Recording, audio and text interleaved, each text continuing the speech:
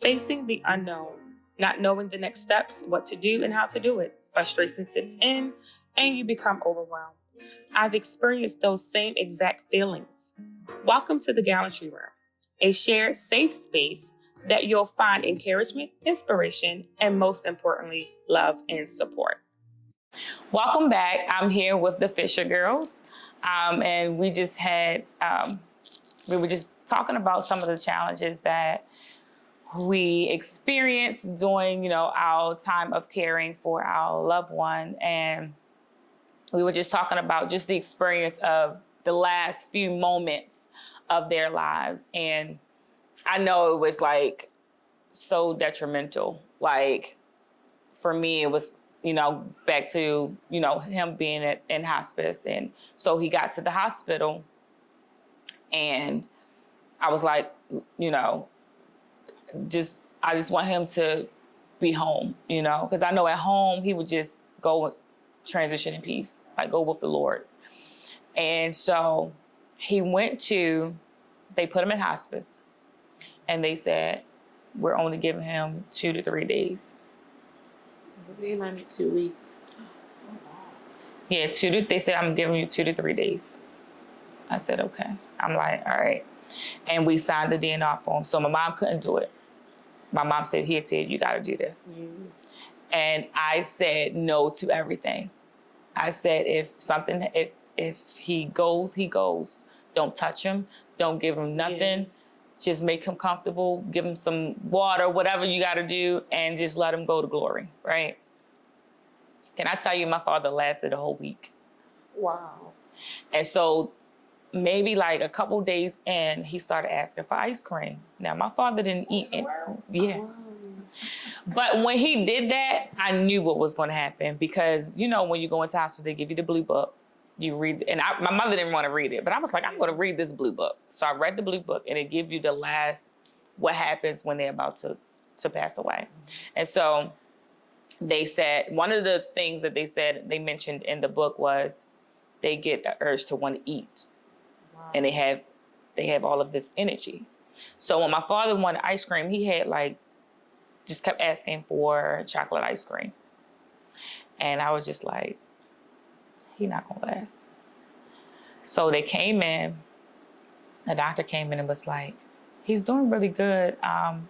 There's nothing that we can do here, so we just want to send him home. So he came in and said that on Friday. They were going to send him home Saturday afternoon. Saturday, he came home Saturday. And I remember like it was yesterday. They sent him home Saturday and we put him up in the room and all the family came over to see him and everything, because in hospice during COVID, only 2 can go in at a time. Serious. And they were serious. And you had to be the only 2 for the day. So when he came home, everybody just came over to see him. And I sat in the room for hours with him. I sat in the room and I just rubbed his arm. And I said, Daddy, you can go. I said, we'll be okay. You can go. And Sunday morning, he left. Wow. And it was like, I knew he was just like, he was just over it. You know what I'm saying? Like, we want to hold on to our loved one, but we just don't know the pain, the suffering. Like, they gave my dad all types of medication, oxycodone and all kind of narcotics. And he was still in pain. Oh, my. He was still in pain. And I'm like, Dad, just go to glory. Like, you ain't got to worry about pain. You ain't got to worry about bill collectors. You ain't got to worry about just all of the cares of life. You don't have to worry about that. And I'm just like, so during the time, like, you taking care of your mom, what kept you motivated? Because, sometimes going through it, you need some type of motivation to just stay in it and just keep pushing and keep moving. I know for me, just having a relationship with God was just like,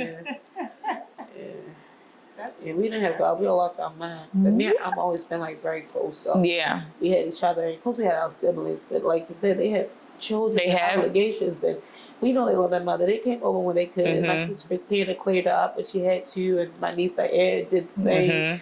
My brother and his wife, they will come over when they can. But it's not realistic. We don't have any children. It's just me and my sister. Yeah. It was meant for us, for her to stay with us. And even how God did it was strange because my mother just started coming over before she became sick. Literally just started coming over. And I was like it. I'm like, oh, okay, great. Like, she just keep coming over. She was spending the night. Well, can I spend the night? Like, yeah. And I really, enjoyed it. But God was giving us time with her. I used our Pastor Abraham saying God was giving you more time with her because God already knew that he was going to take her. So it was, really, the whole thing was, surreal. Real quick, okay, she's going to be fine. And I was like, she's not going to be so fine. And then when we went in the hospital, you could tell how severe it was. The nurse, I don't remember her name, but she was a white woman. She was nervous. She was scared. Wow. And I was like, you could tell she was scared. I remember everything. But I remember everything. But I was wondering why she was acting like that and shaking a little bit. But at the time I realized, she knew that she was dying. And I guess she did a scan, so she was, trying to calm down. Maybe it was her first time. But even when the family came in, we were processing it, everything. She was in pain, but it's still she wasn't crying. She didn't show us, but she was in pain. That was the first time I saw her in pain because it hurt. She said, "Ow!" Everything hurt her. Yes, yeah. I remember my mom just trying to move my father. He was like, and I'm just like, oh my goodness, what is? And it's just like, a touch hurt. The skin, yeah. Because you're going through chemo, and chemo kills everything in your body, kills all of the cells in your body, good and bad. So it's like all of the things that healed you and, the cells that fight against infections. And it was one time where they said, because he was scheduled to go in to get not a procedure, some type of scan. And they called us and said, he has COVID. Jesus. Now, first of all, I'm taking every vitamin that's on the shelf. I'm taking elderberry. I'm taking sea moss. I'm doing all of that because I'm like, I've heard, if they catch something, that's it. Yeah. That can take them out of here. So I was making sure, if I had to come up in there with a suit on, I would come up in there with a suit on because I want to make sure that my dad, I didn't even go anywhere because I was just so concerned. So when they said, he has COVID, my mom was like, kept looking at my father and kept doing like this. And I was like, Ma, that man don't have COVID. He don't have it. I don't even know what they talking about. I just feel like they were just giving everybody COVID. I'm like, COVID? I can see if they said he had a little cold. Okay. COVID? COVID was taking people out of here. Yeah, especially when COVID came. It was such a serious situation. It was a serious situation, but I don't know if it was COVID or not, but just some effect that I'm just like, okay, whatever. But we had to, it's been times where the doctor, they just know. From the very beginning, we had a doctor and she was just straightforward. That was good though. That was good. It was good, but it wasn't because my mom was like, she just mean and she didn't, and I'm like, oh, she should have put some cushion. She didn't put, she didn't add no cushion to it. She was just I'm stopping his radiation. Ooh. And I'm just like, all right, well, stop his radiation. And so we took him to another hospital. We took him to Johns Hopkins. And so actually he didn't have radiation. She stopped chemo. So we took him to Johns Hopkins because we was like, well, let's try radiation. And he was at stage 4. Yeah, our mother too, 4. He was at stage 4. It just went quickly. Stage 4. And I just remember the doctor we had him on was it telehealth? Yes. And the doctor was like, we can try, but I don't think it's going to work. And my Okay. father just was like, I'm not going to die. I'm not going to die. And that just did something to me. Yes. I'm like, I had to take all that in, and my siblings. Like, yeah. And my mother was waiting. Our mother was waiting for God to heal her. Yeah. And I remember. So she started treatment late. She didn't do it right. oh, okay. And, So how did y'all take that? Like, she didn't, because for us, we were like, all right, they waited. Like, they didn't just like, we were expecting them to tell us that he got cancer. All right, next week can he get chemo? Right. Like, start this, whatever it needs, let's start. No, it was like weeks before we started chemo. And I don't know if it was because they knew that it wasn't going to work, or if they just didn't have the appointments or the schedule. Jesus. But they waited a couple weeks. Jesus.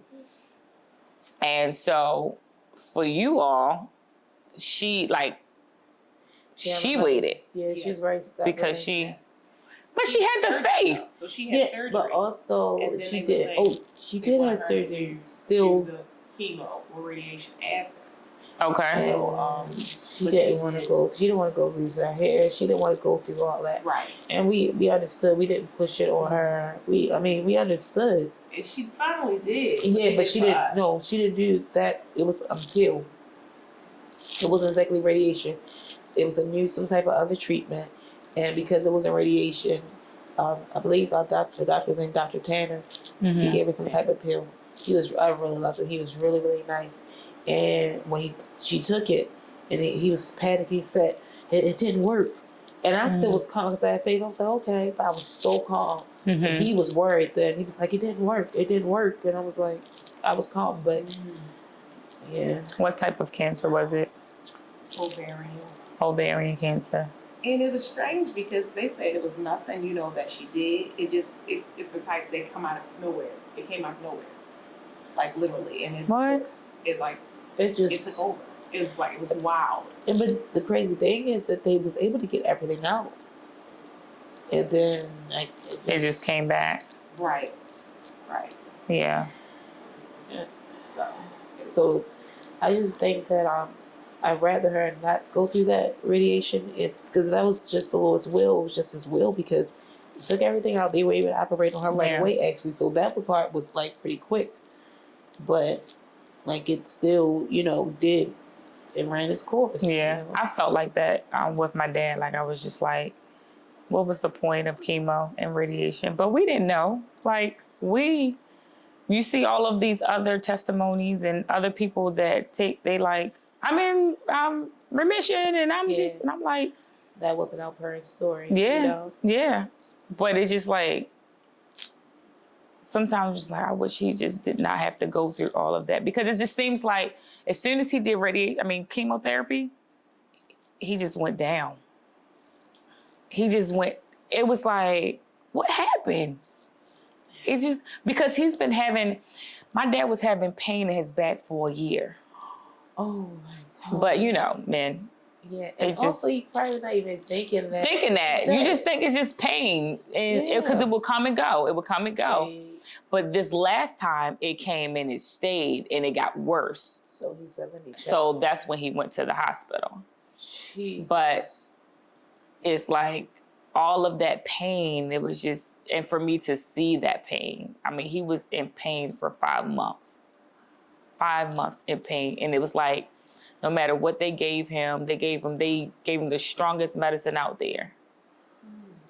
And it was just like, I just wish cancer get cancer and kill itself. I really hate cancer.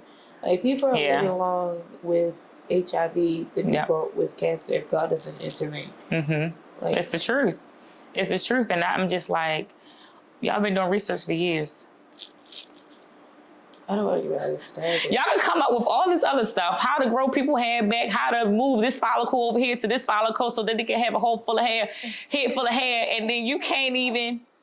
And now people with HIV, they have treatments where it's not even, detectable, where they can't even give it to someone. So they can live a healthy life. Yeah. But you know what? to me, I look at it like, God, you put me in this training, because I called it training, right? Taking care of my dad was training for me, because everything that I wanted to do, my plan is I'm not doing it at all.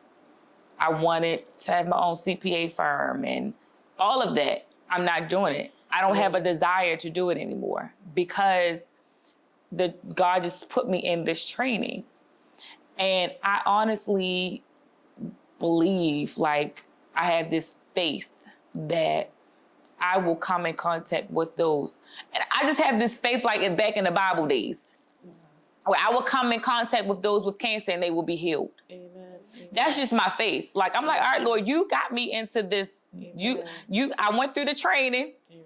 Like, I went through taking care of my dad and just being in this whole cancer thing, and you having me opening up this and doing that. Oh. And I'm just like, I have the faith. And I've been praying for that. I've been praying that the Lord, and somebody told me that. A lady, she came to me and she said, you're powerful. She said, you're powerful. And I'm just like, to God be the glory, thank you. Amen. And she said, give me your hands. And she said, you're going to be healing. Amen. And I just like, Amen. I wanted to pass out. Yes. I'm serious, because, you know, you pray for things and you just like, and for her to say that, I was just like, Lord, I thank you. I thank you. And I'm just starting to see like things just happening. People, I'm just praying for people. You know what I'm saying? So anyway, we go there. Cause I'm like, okay, y'all can't find the curve? All right, come on, God's children, let's get on, come on. Seriously. I mean, God did it. Jesus did it. Yes. Jesus walked the earth and he healed. Believe. So I'm like, if my Father did it and I have his spirit in me, why can't I? Okay, all right, government, y'all want to heal these people? All right, okay. Amen. That's real. I'm serious. Like, it's so many different cancers out here I've never heard of in my life. I don't even know where it just seems unreal, honestly. It does, but I know it's like, it's coming from just different chemicals, all these different chemicals that's going on. Doing stuff to the food. Foods, the air, just stuff we put in our hair. Like, it's just chemicals. And the body is sick of it. The body like, all right, I can't. Yeah. Because I'm like, what causes a cell to be damaged and cause it to just duplicate itself and just keep and killing everything? Like, what's causing that? And I'm just like, okay, Lord, if you did it back then, if it's your will now, I can do this now. You know what I'm saying? If it's in your will for me to heal and for that person to be healed, because sometimes it's just not in his will for that person. He probably like, no, let me bring my child home with me, or whatever the case may be. But yeah. So next to the next question, I can go on and on about that, but what are some coping mechanisms that some of the strategies that you took when you had to go through this whole journey, like from finding out to taking care to now it's like, my mom is not even here. Like, cause for me, this is the podcast, helping others is my coping mechanism. The foundation is my mechanism. Like, because I find so much joy in helping those and being there for those and giving them support, resources, and things like that. It's one of my ways of coping with the loss of my dad, because I know before he left, he did those things. He went to nursing homes. He prayed. He went to people's houses. He visited the sick. Jesus. He did all of that. And so I felt like he just passed the torch to me. Yeah. He was like, all right, it just so mind-blowing how everything just changed. I went from him doing all of that, me taking care of him, till now he's like, I'm giving you the torch. I need you to finish. So what are some coping mechanisms that you all had to take in order to just deal with this whole? I think for me, pain can do different things. Sometimes it draw people away from God. Yeah. It like repositioned me. It made me like, I don't know. It was weird. Like I grew up in church. Yeah. But, during that time, I wasn't where I needed to be spiritually. And when that transition happened, it like sobered me. Like that's the best way I could say. Like, I'm sober, and I just started like seeking God, and I started like going after God, and like it was strengthening me. I'm not happy, but it's kind of like I don't know if me and Alma would be so developed the way we are now if these things didn't transition and happen in our lives, because we were always called to sing, we're called to preach and things of that nature, but we didn't act on it. Yeah. Literally, these things happen. And then I remember it was literally not a year yet. We was in church and like, seeking God like never before, fasting and doing the things. I'm restarting my works over again. And I'm in church. And sometimes like the service may not be high, like in the spirit, but God could be doing something with you. Yeah. So it was past anniversary. This was the year she passed fresh. And like service, you couldn't feel the power of God. Like not saying like it wasn't everywhere. It wasn't like, oh, service so high. It was quiet. So I just started speaking tongues like, oh my goodness, like, and I can't stop it. And it's not like shouting or anything. Like I'm speaking in tongues and it's quiet. And I couldn't stop it. And God was like talking to me like, write. And I was like, oh, he wants me to write songs. I used to do it when I was younger, like real, probably like 9, like 13, something like that. But I stopped. So I was like, okay, I knew what he meant. I was like, fine. Next year, I didn't do it. And then God started taking my sleep from me. And then God dealt with Alma said, once you write, I'm like, oh, so now he want to talk to her. So, I was like, telling he want to talk to her. So I couldn't sleep. So I started writing songs. And the tunes that was coming out was jazzy and bluesy and pain. And I didn't identify with it because I thought it was supposed to be, even though it's in us. Yeah. But it's the stuff that we've been through. So that's why our first EP was tunes that you hear in the valley. Wow. But we wouldn't be able to produce those type of fruit if we didn't go through the things that we went through. But and also pain can, if you allow it, it can either develop you or break you, but God allowed it to develop us. Good, yeah. So I'm grateful for the benefits, but I still wish it could be another way, but I am grateful for the benefits. Yeah. And tied into what she said, for me, it was like movies, that helped. And of course, God, church, you know what I'm saying? And that was, for me, that was like my only true help. Yeah, yeah.